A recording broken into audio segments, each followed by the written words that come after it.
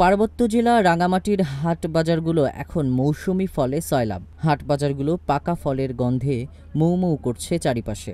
স্থানীয় ক্রেতারা এসব মৌসুমি পাকা ফল স্বাদ এবং সাধ্যের মধ্যে ক্রয় করছেন। বাইরে থেকে আগত ব্যবসায়ীরা এসব ফরমালিন মুক্ত ফল ব্যবসার উদ্দেশ্যে নিজের ঠিকানায় নিয়ে যাচ্ছেন।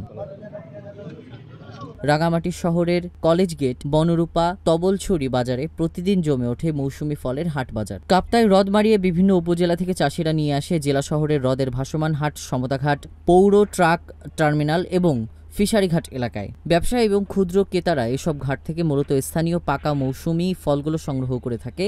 এসব ভাসমান হাটে ক্রেতা বিক্রেতা, চাষি, শ্রমিকদের মিলন মেলা ঘটে। সকাল থেকে দুপুর পর্যন্ত ভাসমান হাটগুলোতে কর্মব্যস্ততার দেখা মিলে।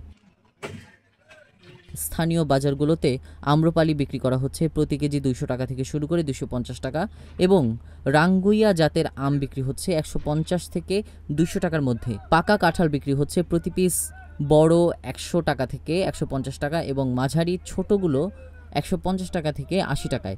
আনারস জোড়া বিক্রি হচ্ছে বড়গুলো 100 টাকা থেকে, মাঝারি ছোটগুলো 20 টাকা থেকে 50 টাকায়।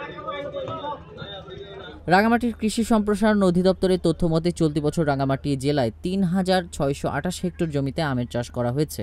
এতে 40,000 মেট্রিক টন ফসল পাওয়ার প্রত্যাশা করা যাচ্ছে এবং উৎপাদিত ফলন থেকে বাণিজ্য হবে প্রায় 352 কোটি টাকা। 3,775 হেক্টরের কাঁঠালের চাষ হয়ে এতে 1 লক্ষ মেট্রিক টন ফলন পাওয়ার প্রত্যাশা করা হচ্ছে এবং বাণিজ্য হবে প্রায় 340 কোটি টাকা। 1,890 হেক্টর লিচুর আবাদ করা হয়েছে। এতে ফলন পাওয়া গেছে 17,000 মেট্রিক টন এবং বাণিজ্য হয়েছে প্রায় 340 কোটি টাকা।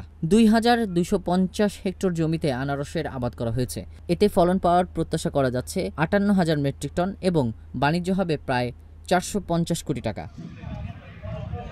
কৃষি বিভাগ বলছে, আগাম বৃষ্টি হওয়ায় ফলন তুলনামূলকভাবে ভালো হয়েছে, তবে অন্যান্য বছরের তুলনায় লিচুর ফলন কিছুটা কম।